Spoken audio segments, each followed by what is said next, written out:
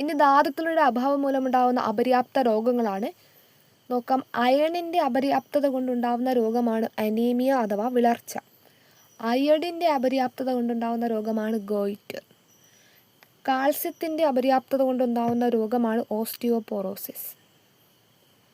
ഒന്നുകൂടെ, അയണിൻ്റെ അഭാവം മൂലമുണ്ടാകുന്ന രോഗമാണ് അനീമിയ അഥവാ വിളർച്ച. അയഡിൻ്റെ അഭാവം മൂലമുണ്ടാകുന്ന രോഗമാണ് ഗോയിറ്റർ. കാൽസ്യത്തിൻ്റെ അഭാവം മൂലമുണ്ടാകുന്ന രോഗമാണ് ഓസ്റ്റിയോപോറോസിസ്. ഇനി എന്താണ് ഓസ്റ്റിയോപോറോസിസ്?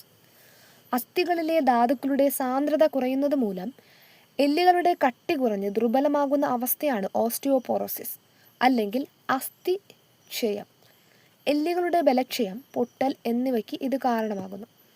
ഒന്നുകൂടെ, അസ്ഥികളിലെ ധാതുക്കളുടെ സാന്ദ്രത കുറയുന്നത് മൂലം എല്ലുകളുടെ കട്ടി കുറഞ്ഞ് ദുർബലമാകുന്ന അവസ്ഥയാണ് ഓസ്റ്റിയോപോറോസിസ് അല്ലെങ്കിൽ അസ്ഥിക്ഷയം. എല്ലുകളുടെ ബലക്ഷയം, പൊട്ടൽ എന്നിവയ്ക്ക് ഇത് കാരണമാകുന്നു. ദെൻ എന്താണ് ഗോയിറ്റർ? നാം കഴിക്കുന്ന ഭക്ഷണത്തിൽ അയഡിൻ്റെ അഭാവം മൂലം തൊണ്ടയിലെ തൈറോയ്ഡ് ഗ്രന്ഥി വലുതാകുന്ന അവസ്ഥയാണ് സിമ്പിൾ ഗോയിറ്റർ അഥവാ തൊണ്ടമുഴ. അപ്പോൾ എന്താണ് സിമ്പിൾ ഗോയിറ്റർ അഥവാ തൊണ്ടമുഴ എന്ന് വെച്ചാൽ, നാം കഴിക്കുന്ന ഭക്ഷണത്തിൽ അയഡിൻ്റെ അഭാവം മൂലം തൊണ്ടയിലെ തൈറോയ്ഡ് ഗ്രന്ഥി വലുതാകുന്ന അവസ്ഥയെ നമ്മൾ സിമ്പിൾ ഗോയിറ്റർ അല്ലെങ്കിൽ തൊണ്ടമുഴ എന്ന് പറയുന്നു. തൈറോയ്ഡ് ഗ്രന്ഥിയുടെ ഹോർമോൺ ഉൽപ്പാദനത്തിന് അയഡിൻ ആവശ്യമാണ്. പോഷകേതര ഘടകങ്ങൾ. പോഷകഘടകങ്ങളെ പോലെ തന്നെ പ്രധാനപ്പെട്ട മറ്റു ചില ഘടകങ്ങളും നമ്മുടെ ആരോഗ്യത്തിന് ആവശ്യമാണ്. അവ ഏതെല്ലാമാണെന്ന് നോക്കാം. അതിൽ ഒന്നാമത്തെയാണ് നാരുകൾ അഥവാ ഫൈബർ. സസ്യാഹാരത്തിലൂടെ ലഭിക്കുന്നതും ശരീരത്തിനെ ദഹിപ്പിക്കാൻ കഴിയാത്തതുമായ സെല്ലുലോസ് ആണ് നാരുകൾ.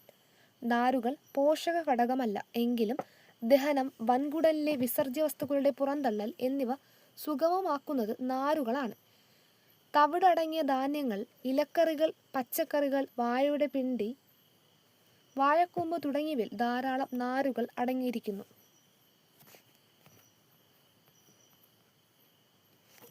ഇനി ജലം.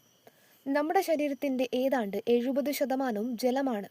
ദഹനം, രക്തചംക്രമണം, വിസർജനം തുടങ്ങിയ വിവിധ ശാരീരിക പ്രവർത്തനങ്ങൾക്ക് ജലം ആവശ്യമാണ്. മൂത്രം, വിയർപ്പ് മുതലായവയിലൂടെ ശരീരത്തിൽ നിന്നും ജലനഷ്ടമുണ്ടാകുന്നു. അതിനാൽ ധാരാളം ശുദ്ധജലം കുടിക്കണം. കുട്ടികൾ ഒരു ദിവസം 10 മുതൽ 12 ഗ്ലാസ് വരെ വെള്ളം കുടിക്കേണ്ടതുണ്ട്. തക്കാളി, വെള്ളരി, തണ്ണിമത്തൻ തുടങ്ങിയ പച്ചക്കറികളിൽ ധാരാളം ജലം അടങ്ങിയിരിക്കുന്നു. ഇനി എന്താണ് സമീകൃത ആഹാരം അഥവാ ബാലൻസ്ഡ് ഡയറ്റ്?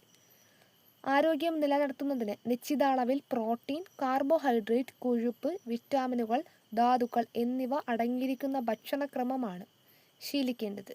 ഇത്തരത്തിലുള്ള ഭക്ഷണക്രമത്തെയാണ് സമീകൃത ആഹാരം അഥവാ ബാലൻസ്ഡ് ഡയറ്റ് എന്ന് പറയുന്നത്. ഇവിടെ ഒരു സമീകൃത ആഹാരത്തിൻ്റെ പിക്ചറൈസേഷൻ കൊടുത്തിട്ടുണ്ട്.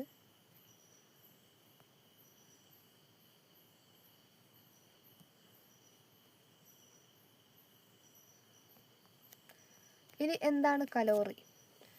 ഭക്ഷണത്തിലെ ഊർജത്തിൻ്റെ അളവ് കണക്കാക്കുന്ന യൂണിറ്റാണ് കലോറി. ഭക്ഷണത്തിലെ ഊർജത്തിൻ്റെ അളവ് കണക്കാക്കുന്ന യൂണിറ്റിനെ നമ്മൾ കലോറി എന്ന് പറയുന്നു. ശ്വസനം, രക്തചംക്രമണം തുടങ്ങിയ ശാരീരിക പ്രവർത്തനങ്ങൾ നിർവഹിക്കുന്നതിന് ഊർജം ആവശ്യമാണ്.